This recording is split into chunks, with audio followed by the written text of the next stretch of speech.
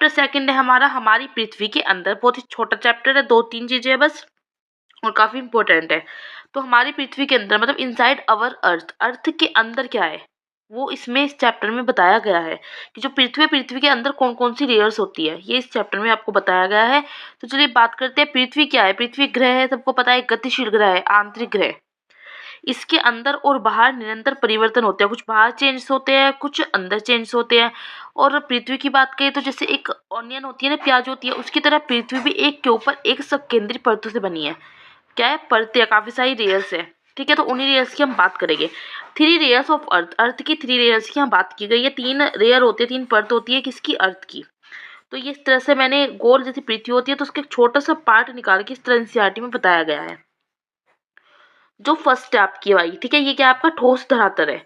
इसको ही क्या कहते हैं हम, भू प्रॉपर्टी कहते हैं, मतलब क्रस्ट। इंग्लिश में क्या कहते हैं, क्रस्ट, क्रस्ट बोल लो, ये सही है।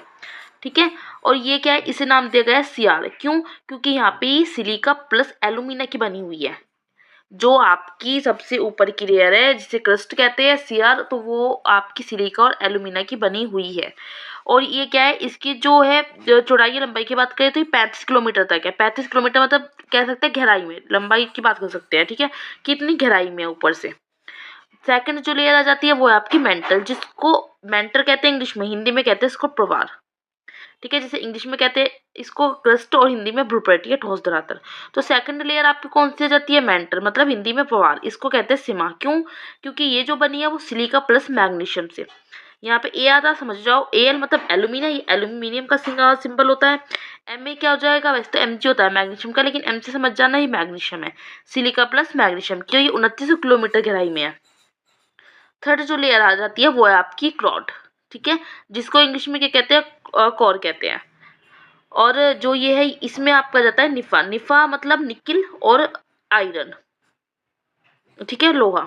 ये निकिल और लोहे की बनी है। तो ये आपकी 3 परत है। ये आपकी कितनी है, 6371 किलोमीटर, 6371 किलोमीटर। तो फर्स्ट आपकी सीआर है सिलिका प्लस एल्यूमिनियम की, सेकंड आपकी सिलिका प्लस मैग्नीशियम की, थर्ड है आपकी निकिल और लोहे की। जो आपकी ये 3 है, इन तीनों के 2-2 पार्ट है। ये भी हम आगे पढ़ेंगे, मैंने यहाँ पे सिर्फ इसका लिखा था। ये कोर का जो है आउटर और एक इनर होता है कोर। आउटर कोर आपका लिक्विड है, इनर कोर सॉलिड है। क्यों है एक लिक्विड एक सॉलिड, की भी हम अभी बात करेंगे आगे। तो आपको ये समझ आ गया कि पृथ्वी क्या है, एक गतिशील ग्रह है, एक आंतरिक ग्रह कह सकते हैं, अंदर और बाहर चेंज होते हैं। और जो पृथ्वी है वो एक के ऊपर एक संकेंद्रित परतों से बनी है, परतें 3, और इसकी हमने बात कर ली है। ये आपको याद रखना है, पहली परत क्रस्ट, फिर मेंटर और फिर क्रोड। पृथ्वी की सतह की सबसे ऊपरी परत, जिसको हम क्या कहते हैं, भ्रू प्रॉपर्टी या क्रस्ट कहते हैं। ठीक है, तो क्रस्ट में मैंने आपको बताया सब में क्या है, सब में 2-2 है। जैसे क्रस्ट के हो जाता है एक महाद्वीपीय क्रस्ट, एक आ जाता है महासागरीय क्रस्ट। जो क्रस्ट है पृथ्वी के कुल आयतन का सिर्फ 1% और सबसे ज्यादा पतली परत यही है, ऊपर वाली। याद रखना है, महाद्वीपीय क्रस्ट और महासागरीय क्रस्ट। प्रॉपर्टी के ठीक नीचे दूसरी लेयर कौन सी थी, मेंटल। यह पृथ्वी का कुल आयतन का कितना है, 84%। जो फर्स्ट परत थी वो आपकी 1% थी, सेकंड कितनी है, 84%। इसमें भी मैंने कहा है 2 परत आएगी, कौन सी, एक तो अपर मेंटल मतलब ऊपर वाली, और एक लोअर मेंटल। इन दोनों के बीच की कितनी है, 700 किलोमीटर हो जाएगी, जो इसमें क्या है, डिफरेंस है। ठीक है, तो इसकी आपको बता दिया, महाद्वीपीय महासागरीय, इसके अपर मेंटल और लोअर मेंटल।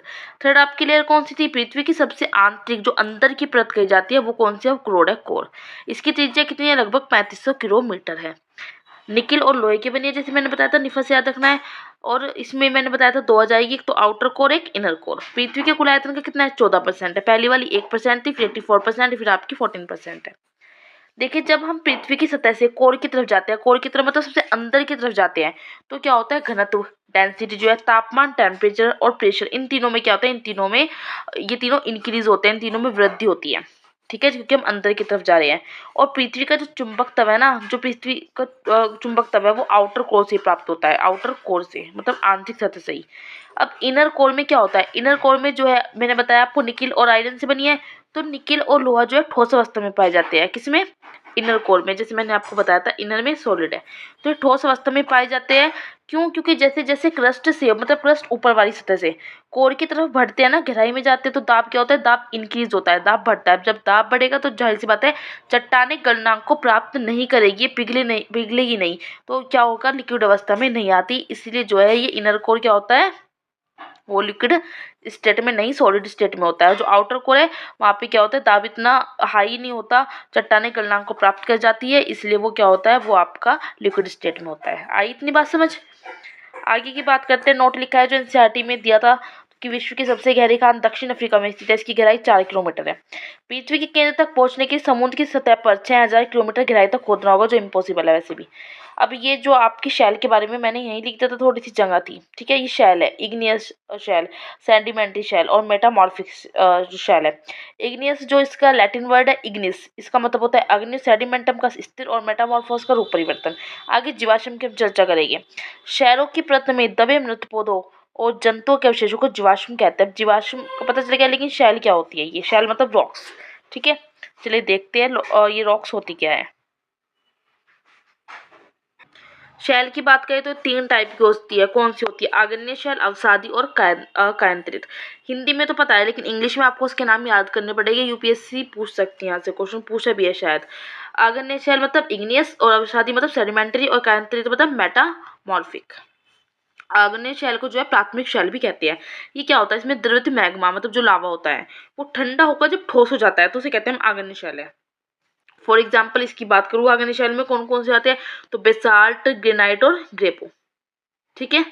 जब बेसाल्ट जो है चेंज होता है किसमें? स्लेट या सिस्ट में। ग्रेनाइट पर को जब हम टेम्परेचर इसका प्रेशर में चेंज लाते हैं, हाई कर देते हैं, तो किसमें चेंज हो जाता है? नीस में। यहाँ से यूपीएससी ने पूछा था, अब याद आया मुझे। नीस में चेंज हो जाता है। नीस क्या है? ये कायांतरित शैल है। कैसे? हम आगे भी चर्चा करते हैं। अब सादी शैल की चलो बात कर लेते हैं। आग्नेय तो समझ आ गई कि यहाँ पे जो द्रवित मैग्मा है वो ठंडा होकर जब ठोस में चेंज हो जाता है उसको कहते हैं आग्नेय शैल।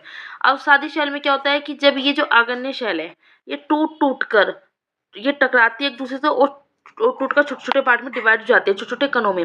तो इन छोटे कणों को ही अवसादी शैल कहते हैं। और जीवाश्म जो है अवसादी शैल में ही पाए जाते हैं, जिसके भी हमने चर्चा की थी। फॉर एग्जाम्पल बलुआ पत्ता। बलुआ पत्ता किसमें चेंज होता है? क्वार्टजाइट में। थर्ड की बात करते हैं मेटामॉर्फिक, कायांतरित। तो जब आग्नेय शैल और अवसादी शैल इन दोनों को मतलब हाई टेम्परेचर हाई प्रेशर के कारण ये चेंज होती है, किस में होती है? कायांतरित शैल में।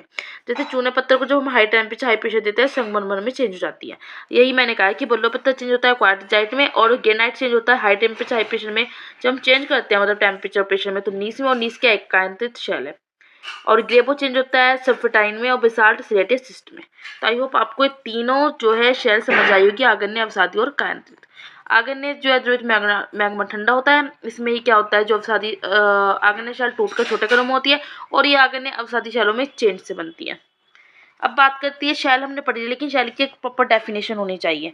तो पृथ्वी की प्रॉपर्टी अनेक प्रकार की शैल से बनी है और पृथ्वी की प्रॉपर्टी बनाने वाली जो खनिज पदार्थ है उसके किसी भी प्राकृतिक पिंड को शैल कहते हैं। मतलब खनिज पदार्थ के जो प्राकृतिक पिंड उसको हम शैल कहते हैं, रॉक्स। आग्नेय शैल की बात करें तो 2 प्रकार की भी होती है। एक तो बहिर्वेदीय आग्नेय शैल होती है, एक अंतर्वेदीय आग्नेय शैल। जब जो लावा, हमने यहाँ पे द्रवित मैग्मा लावा की बात करी है, तो जब लावा पृथ्वी की सतह पर आकर मतलब बाहर आ गया पृथ्वी की सतह पर आकर तेजी से ठंडा होकर ठोस बन जाता है, तो उसको कहते हैं बहिर्वेदीय आग्नेय शैल। लेकिन कभी कभी क्या होता है, मैग्मा पृथ्वी की बाहर की सतह पर ना आकर अंदर ही भू प्रॉपर्टी के अंदर ही क्या होता है, गहराई में ठंडा हो जाता है, तो उसे कहते हैं अंतर्वेदीय आग्नेय शैल, ठीक है। क्योंकि आग्नेय शैल का मतलब ये था कि द्रवित मैग्मा ठंडा होकर जब ठोस बन जाता है, अगर अंदर ठंडा होता है तो वो अंतर्वेदीय और बाहर आकर ठंडा होता है तो बहिर्वेदीय आग्नेय शैल है। एक आता है आपका शैल चक्र। शैल चक्र क्या है?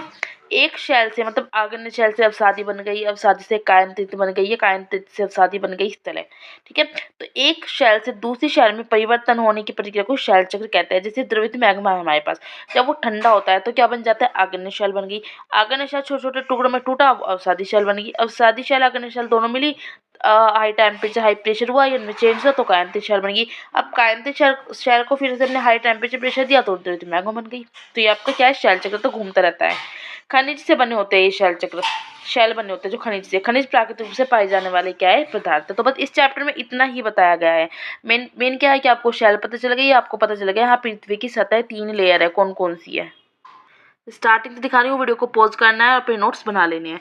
मेन चैप्टर में हर एक चैप्टर में मतलब एक चीज़ समझाई गई है। जैसे आपको इसमें क्या पता चल गया कि हमारी जो अर्थ है वो 3 लेयर में डिवाइड है। पहली आपकी कौन सी अब्रूट प्रॉपर्टी है, क्रस्ट, सेकंड मेंटल है, थर्ड आपकी कोर है, कोर भी 2 में डिवाइडेड है और मेंटल भी और आपकी क्रस्ट भी, ठीक है। नहीं, ये पता चल गया आपको। पता चल गया कि जो शैल है उसमें 3, ये आग्नेय, अवसादी और कायांतरित शैल। आप बचपन से पढ़ते आ रहे होगे लेकिन नहीं पता, तो वो सब पता चल गया हमें।